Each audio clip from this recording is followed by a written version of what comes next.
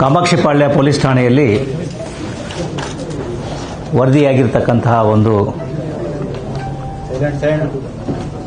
ಕೊಲೆ ಪ್ರಕರಣದ ಹಿನ್ನೆಲೆಯಲ್ಲಿ ಕನ್ನಡ ಚಲನಚಿತ್ರರಂಗದ ಓರ್ವ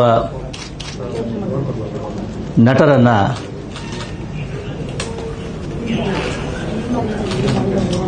ಪ್ರಶ್ನೆ ಮಾಡಲಾಗ್ತಾ ಇದೆ. ಈ ಕೊಲೆ ಪ್ರಕರಣ ಆಗಿರ್ತಕ್ಕಂಥದ್ದು ದಿನಾಂಕ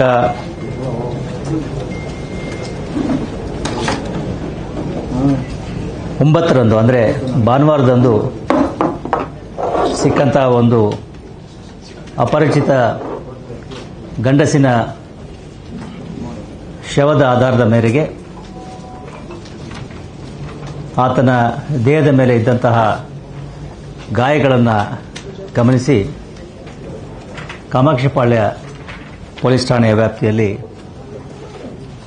ಕೊಲೆ ಪ್ರಕರಣವನ್ನು ಭಾನುವಾರದ ದಿವಸವೇ ರಿಜಿಸ್ಟರ್ ಮಾಡಿಕೊಳ್ಳಲಾಗಿತ್ತು. ಅದಾದ ನಂತರದಲ್ಲಿ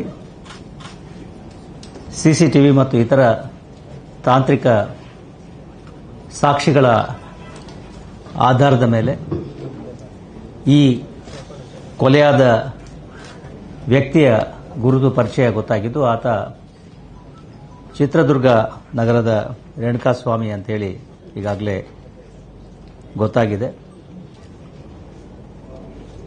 ಅದರ ಆಧಾರದ ಮೇಲೆ ಮುಂದಿನ ತನಿಖೆಯನ್ನು ಕೈಗೊಂಡಿದ್ದು, ಅದರಲ್ಲಿ ಈಗಾಗಲೇ ಹೇಳಿದ ಹಾಗೆ ಕನ್ನಡ ಚಿತ್ರರಂಗದ ಓರ್ವ ನಟ ಹಾಗೂ ಆತನ ಸಹಚರರನ್ನು ನಾವು ಬಂಧಿಸಿ ಕೂಲಂಕುಷವಾದಂತಹ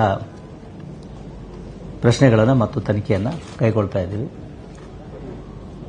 ತನಿಖೆಯ ಪ್ರಕ್ರಿಯೆಗಳು ನಡೀತಾ ಇರೋದ್ರಿಂದ ಹೆಚ್ಚಿನ ಮಾಹಿತಿಗಳನ್ನು ಈ ಹಂತದಲ್ಲಿ ನಾವು ಕೊಡೋದು ಕಷ್ಟ ಆಗ್ತದೆ.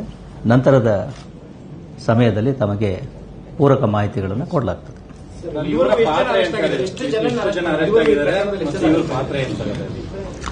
ಈಗಾಗಲೇ ಹೇಳಿದ ಹಾಗೆ ಈ ಎಲ್ಲ ವಿಷಯಗಳಿಗೆ ಇನ್ನೂ ಸ್ವಲ್ಪ ಸಮಯ ಬೇಕಾಗ್ತದೆ. ದರ್ಶನನ್ನ ವಶಕ್ಕೆ ಪಡೆದು ಈಗ ಪ್ರಶ್ನೆ ಮಾಡಲಾಗ್ತದೆ. ಮುಂದಿನ ಪ್ರಕ್ರಿಯೆಗಳು ಮುಂದೆ ನಡೀತವೆ. ಅವಿನಯ್ ಅಂತೇಳಿ ಯಾರು ಹೋಟೆಲ್ ಮ್ಯಾನೇಜರ್ ಕೊಲೆ ಆಗಿದ್ದಂತ ವ್ಯಕ್ತಿ ಯಾರು?